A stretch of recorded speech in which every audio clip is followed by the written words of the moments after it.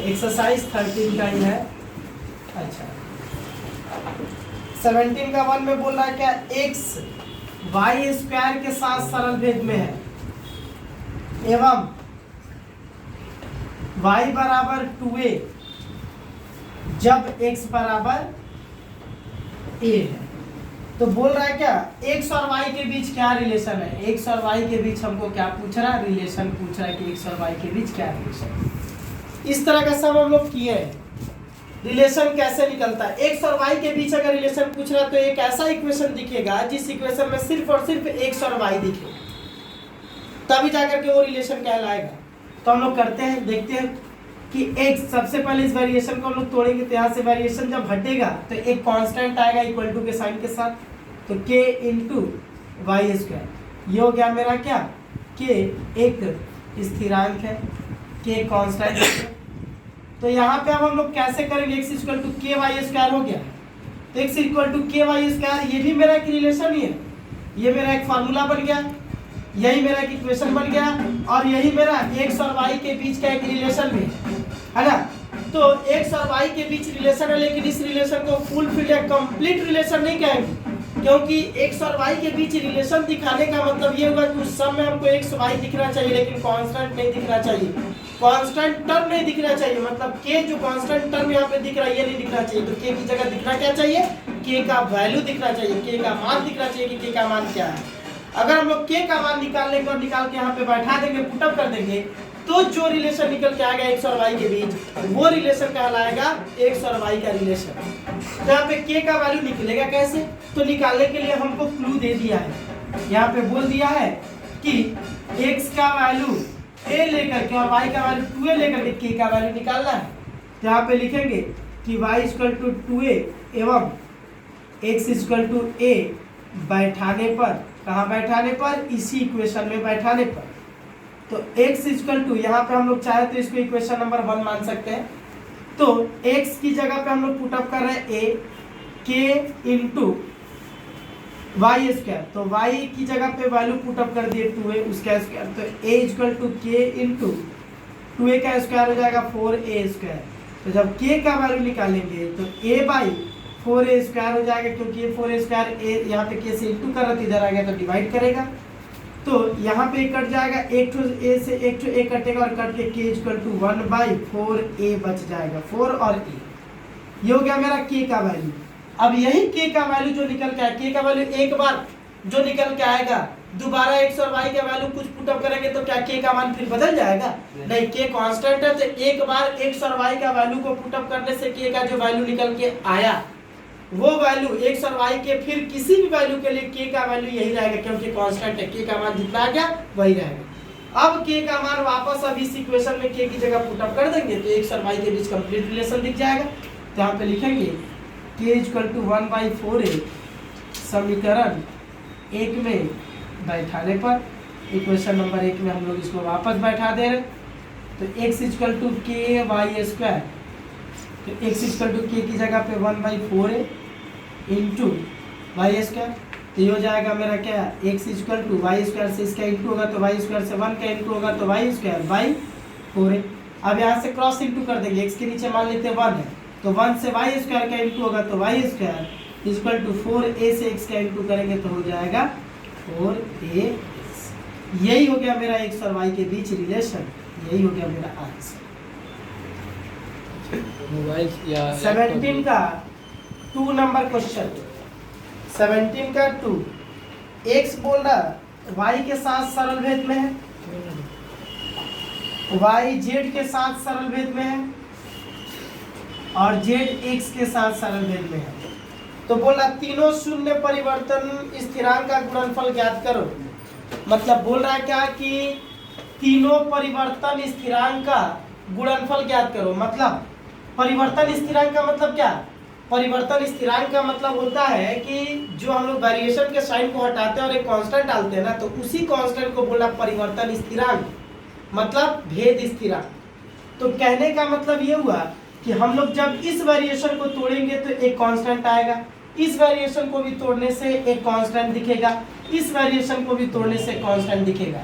तो इस वेरिएशन से कांस्टेंट का जो वैल्यू निकलेगा, इस वेरिएशन से जो कांस्टेंट का वैल्यू निकलेगा, इस वेरिएशन से जो कांस्टेंट का वैल्यू निकलेगा, तीनों वेरिएशन को तोड़ने से जो जो कांस्टेंट का वैल्यू निकलेगा, उन तीनों कांस्टेंट के वैल्यू को बोल रहा है क्या, गुणा करो। जिसका भी कांस्टेंट का वैल्यू जितना आएगा उसको गुणा करो और देखो कि क्या होता है। तो हम लोग इंटू करेंगे, हम लोग पहले वेरिएशन का मान निकालेंगे तीनों को तोड़ करके।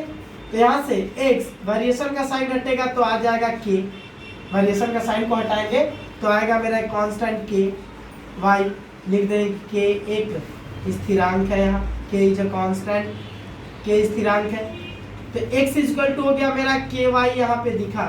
तो कहने का मतलब ये हुआ कि यहाँ से हम लोग क्या करेंगे, तो y के वैल्यू को निकालेंगे, सॉरी k के वैल्यू को निकालेंगे। किसका वैल्यू, k क्यों, क्योंकि k यहाँ का कांस्टेंट है, यहाँ से भी कांस्टेंट का वैल्यू, यहाँ से भी और यहाँ से भी, तीनों से भी कांस्टेंट के वैल्यू को निकालेंगे।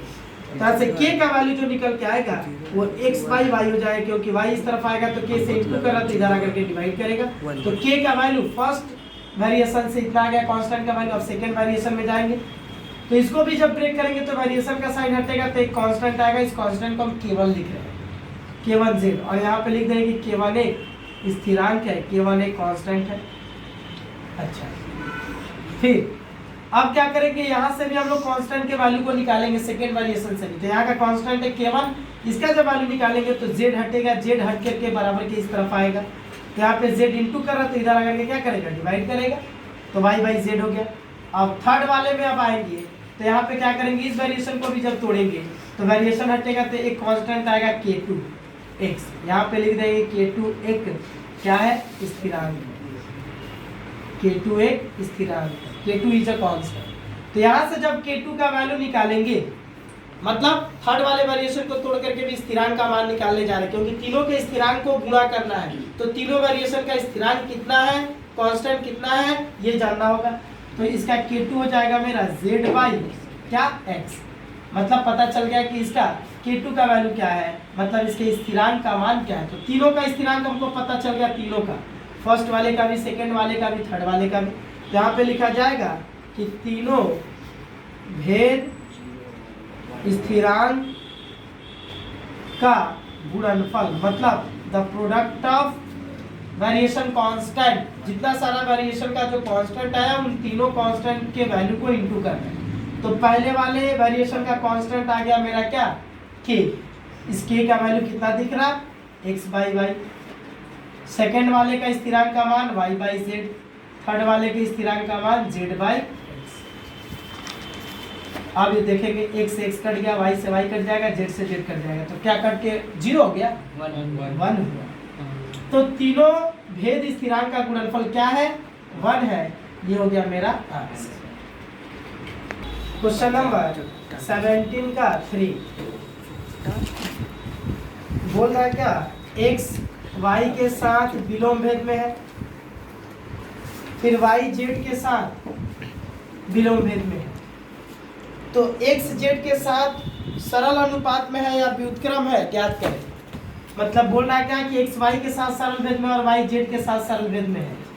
तो x z के साथ कौन से भेद में होगा, सरल भेद में होगा कि विलोम भेद में होगा, यही हमको जानना है कि x y के साथ अगर सरल भेद में और y z के साथ सरल भेद में होगा तो x z के साथ किस भेद में होगा, ये हमको दिखाना है। तो अगर x के साथ z का रिलेशन दिखाना है तो सम में पूरी तरह से x और z ही दिखना चाहिए। हमको तीन चल राशि, तीन तो वेरिएबल यहाँ पे दिख रहा है, एक तो x दिख रहा है, एक y दिख रहा है और एक z दिख रहा है, तीन तो वेरिएबल यहाँ दिख रहा है। तो x y और z में x और z के बीच अगर रिलेशन दिखाना है तो जो भी क्वेश्चन हम लोग को दिखेगा उसी क्वेश्चन में x और z दिखना चाहिए, y तब नहीं दिखना चाहिए। तो y अगर नहीं दिखेगा तो y की जगह पे क्या करेंगे, y मतलब y अगर नहीं दिखेगा तो कैसे हम लोग को y को हटाना पड़ेगा। तो पहले वाले इक्वेशन से y के वैल्यू को निकाल करके दूसरे वाले में, पहले वाले वेरिएशन से y के वैल्यू को निकालेंगे और दूसरे वाले वेरिएशन में y की जगह पे पुट अप कर देंगे, y हटेगा, x और z के बीच रिलेशन दिख जाएगा। तो क्या करेंगे, x वेरिएशन के साइन को हटाएंगे यहाँ से, तो एक कांस्टेंट के साथ इक्वल टू का साइन आएगा, और तो क्या हो जाएगा इंटू 1 बाई वाई, लिख देंगे k एक स्थिरांक है, k इज अ कांस्टेंट। अच्छा, तो x इक्वल टू k से 1 का इंटू करेंगे तो हो जाएगा k बाई वाई। अब यहाँ पे हमको क्या करना है, y का वैल्यू निकालना और निकाल करके यहाँ पे पुट अप करना है। तो यहाँ पे x की जगह पे यहाँ पे अगर हम लोग इसको क्रॉस इंटू करें तो एक्स वाई इक्वल टू के हो जाएगा, और y का वैल्यू जब निकलेगा तो के बाई एक्स हो जाएगा। ये x इधर इंटू करा तो इधर आकर के डिवाइड किया। ये मान लेते हैं मेरा इक्वेशन नंबर 1 हो गया, y का वैल्यू निकल गया। अब इस y के वैल्यू को सेकेंड वेरिएशन में हम लोग डालेंगे, लेकिन सेकेंड वेरिएशन को तोड़ना पड़ेगा। तो भाई वेरिएशन का साइन हटेगा तो इक्वल टू के साइन के साथ एक कांस्टेंट आएगा k इंटू 1/z। यहाँ पे k1 सॉरी यहाँ पे k लिख दिया है तो यहाँ का कांस्टेंट k1 होगा। लिख देंगे कि k1 एक क्या है तो स्थिरांक है, k1 एक कांस्टेंट है। तो यहाँ से y का वैल्यू जो मेरा निकल के आया वो पुट अप कर दे रहे k बाई एक्स और इसको इंटू कर दे रहे k1 से 1 का इंटू करेंगे तो k1 बाई z हो जाएगा। और ये लिख देंगे हम अपना कि ये जो y का वैल्यू पुट अप किए समीकरण नंबर 1 से। तो अब क्या होगा, यहाँ से क्रॉस इंटू करेंगे तो क्रॉस इंटू जब करेंगे तो k1 से x का इंटू करेंगे तो हो जाएगा k1x इक्वल टू k से z का इंटू करेंगे तो kz हो जाएगा। अब यहाँ से x का जब वैल्यू निकालेंगे तो kz बाई k1 जो इधर इंटू कर रहा है इधर आकर के डिवाइड करेगा। तो अब देख रहे हैं क्या कि k बाई k1 यहाँ पे जो है वो z के साथ क्या कर रहा है, इंटू के फॉर्म में है। k बाई k1 z के साथ किस फॉर्म में, इंटू के फॉर्म में। तो जब इंटू के फॉर्म में कोई कांस्टेंट आता है तो उसको हम लोग हटा सकते हैं। तो जब वेरिएशन हटता है, वेरिएशन का साइन तो इक्वल टू का साइन आता है और कांस्टेंट आता है। कांस्टेंट हटा देंगे तो वापस वेरिएशन का साइन आ जाएगा। तो x k बाई k1 यहाँ से वेरिएशन को कांस्टेंट को हटा देंगे तो वापस वेरिएशन का साइन रुक जाएगा। कांस्टेंट हटा दिए तो यहाँ का k बाई k1 क्या हो गया, एक स्थिरांक है। तो जब स्थिरांक को हटाएंगे तो वापस एक वेरिएशन का साइन मेरा यहाँ पे आ जाएगा। x जो है z के साथ कौन से भेद में दिखा, सरल भेद में दिखा है। k बाई k1 को हटा दिए तो x वेरिएशन z ऊपर में है तो ऊपर में लिखे। अगर z नीचे रहता तो ये बन जाता 1 ऊपर और नीचे z, मतलब विलोम भेद में होता। लेकिन यहाँ पे ऐसा नहीं है, z यहाँ है तो k बाई k1 जो वेरिएशन मेरा कांस्टेंट जो है वो हटा तो z जहाँ था वही बैठ गया, मतलब x के साथ z का कौन सा भेद है, सरल भेद है। तो ये हो गया मेरा x के साथ z का सरल भेद। तो इस वेरिएशन के लिए कांस्टेंट k है, इस वेरिएशन के लिए कांस्टेंट k1 है, और इस वेरिएशन के लिए कांस्टेंट k बाई k1। तो यहाँ पे लिखा जाएगा कि x और z के बीच कौन सा भेद है, x और z के बीच सरल भेद है। यही हो गया मेरा आंसर। नेक्स्ट 17 का 4। तो 17 का 4 है x वेरिएशन yz, फिर नेक्स्ट y वेरिएशन zx। तो x वेरिएशन yz और y वेरिएशन zx होने से दिखा है कि z एक अशून्य स्थिरांक है। मतलब बोल रहा है क्या कि दिखाओ कि z एक अशून्य स्थिरांक है, मतलब z का जो वैल्यू होगा वो z का वैल्यू किस तरह का होगा, तो z का वैल्यू एक अशून्य स्थिरांक होगा। मतलब z कुछ नहीं है, z एक कांस्टेंट ही है। यहाँ z एक सिर्फ और सिर्फ कांस्टेंट है। मतलब z का जो वैल्यू निकल के आएगा, अगर z का वैल्यू एक कांस्टेंट वैल्यू दिखाता है तो हम कहेंगे कि z कांस्टेंट आ रहा, z का वैल्यू कांस्टेंट आ रहा, मतलब z एक अशून्य स्थिरांक ही है, एक नॉन जीरो कांस्टेंट ही है। तो बोल रहा है क्या कि अगर x yz के साथ सरल भेद है और y zx के साथ सरल भेद में डायरेक्ट वेरिएशन में है तो दिखाना है कि z एक अशून्य स्थिरांक ही है। तो क्या करेंगे, यहाँ पे x वेरिएशन yz है, यहाँ पे तो x वेरिएशन yz अगर है तो कैसे निकालेंगे, यहाँ पे कैसे निकालेंगे कि z एक अशून्य स्थिरांक है। तो इसको करने के लिए यहाँ पे x और y z को अगर दिखाना है, z के वैल्यू को दिखाना है, z के वैल्यू के बारे में अगर हम लोग को समझना है तो पूरे सब में z दिखना चाहिए। तो दिखना क्या नहीं चाहिए, x और y। तो क्या करेंगे, x और y अगर नहीं दिखना चाहिए तो x और y का वैल्यू निकाल करके पुट अप करना पड़ेगा। तो कैसे, ये जो वेरिएशन, इस वेरिएशन में x का वैल्यू निकालेंगे और निकाल करके पुट अप कर देंगे, या फिर y का वैल्यू निकाल करके दूसरे वेरिएशन में पुट अप कर देंगे, किसी भी एक का, चाहे x का चाहे y का। तो x का ही वैल्यू निकाल के पुट अप करेंगे। तो क्या करेंगे, इस वेरिएशन को हम लोग ब्रेक करेंगे। तो वेरिएशन का साइन जब हटेगा तो इक्वल टू के साइन के साथ एक कांस्टेंट आता है k इंटू yz। इस k को कहा जाएगा k एक स्थिरांक है, k एक स्थिरांक है। तो x का वैल्यू मेरा k y z निकल गया। अब इसी x के वैल्यू को दूसरे वाले वेरिएशन में हम लोग x की जगह पुट अप कर देंगे। तो देखते हैं क्या होता है। तो y वेरिएशन का साइन हटेगा तो एक इक्वल टू के साइन के साथ एक कांस्टेंट आएगा, तो यहाँ पे कांस्टेंट ले लेते हैं k1 है, z(x) यहाँ पे लिख देंगे k1 एक स्थिरांक है। अब यहाँ पे इसको जो निकल के आया इसको हम इक्वेशन नंबर 1 मान लेते हैं, तो y equal to k1 zx है, तो z जैसा था वैसे रख दिए इंटू x। x का वैल्यू यहाँ पे क्या दिखा रहा मेरा, kyz दिखा रहा है, पुटअप कर दिए kyz। अब इधर पे हो जाएगा y equal to k1 into sorry k into k1, सब इंटू करेगा तो k इंटू k1 yz² हो गया मेरा, दिख रहा। अब क्या करेंगे, z का वैल्यू जानना है तो z को इसी तरफ छोड़ दिए और बाकी सबको दूसरी तरफ भेज दिए, तो k k1 और y सब इस तरफ आ जाएगा, तो k k1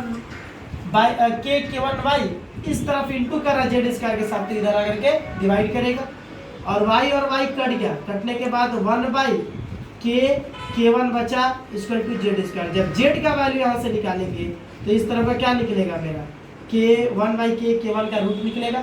अब जरा देखते हैं तो z का वैल्यू क्या है, z इक्वल टू क्या दिख रहा है, जो भी दिख रहा है वो हमको स्थिरांक नहीं दिख रहा है, क्या दिख रहा है, रूट ओवर 1/k1 क्या है, स्थिरांक ही ना है, स्थिरांक है कि नहीं, तो रूट ओवर 1/k1 क्या है, स्थिरांक है। और ये स्थिरांक किसका वैल्यू दिखा रहा है, z का वैल्यू दिखा रहा है, मतलब z जो है वो कोई वेरिएबल नहीं है, z एक तरह का कांस्टेंट ही है, जिस कांस्टेंट का वैल्यू इतना है। तो z कोई वेरिएबल नहीं दिखा है, यहाँ पे z एक अशून्य स्थिरांक दिखा है, एक नॉन जीरो कांस्टेंट दिखा है ना, मतलब z कोई वेरिएबल नहीं है, कोई चल राशि नहीं है, बल्कि z एक प्रकार का अशून्य स्थिरांक है। बोला था कि दिखाओ कि z एक अशून्य स्थिरांक है, तो z का जो भी वैल्यू निकल के आएगा वो वैल्यू देखेंगे कि क्या आ रहा, तो इस वैल्यू में सिर्फ और सिर्फ कांस्टेंट दिख रहा, तो ये एक प्रकार का अशून्य स्थिरांक कहलाएगा। z कोई वेरिएबल नहीं है बल्कि एक अशून्य स्थिरांक है। अगर यहाँ पे x या y का कोई भी टर्म अगर यहाँ पे रहता तो हम कहते हैं कि z अशून्य स्थिरांक नहीं, लेकिन z का वैल्यू सिर्फ और सिर्फ कांस्टेंट टर्म आया, इसका मतलब कह सकते हैं कि z एक अशून्य स्थिरांक है, z एक अशून्य स्थिरांक है। यही हो गया मेरा क्या प्रूफ, बोला था दिखाने को दिखा दिए, मतलब प्रूफ हो गया कि z एक अशून्य स्थिरांक है, z is a non zero constant. 17 का क्वेश्चन नंबर 5 और इस चैप्टर का लास्ट सम, यदि b a³ के साथ सरल भेद में है, b a³ के साथ सरल भेद में, मतलब b a के त्रिघात के साथ सरल भेद में है, एवं a की वृद्धि बोल रहा है क्या कि a की वृद्धि 2:3 रेशियो में हो रहा है, तो b की वृद्धि, a की वृद्धि का अनुपात बताया है कि a की वृद्धि का अनुपात है ना कितना है, तो 2:3 में।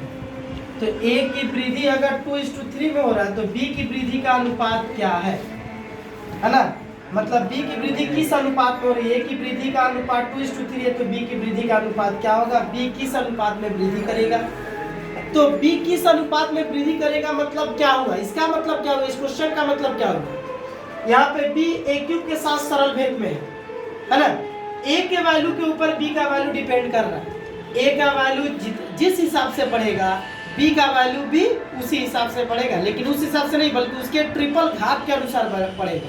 अगर मान लेते हैं कि a का वैल्यू अगर 2 गुना बढ़ा दे, 2 गुना बढ़ा दे तो 2 का क्यूब निकल के कितना आएगा 8।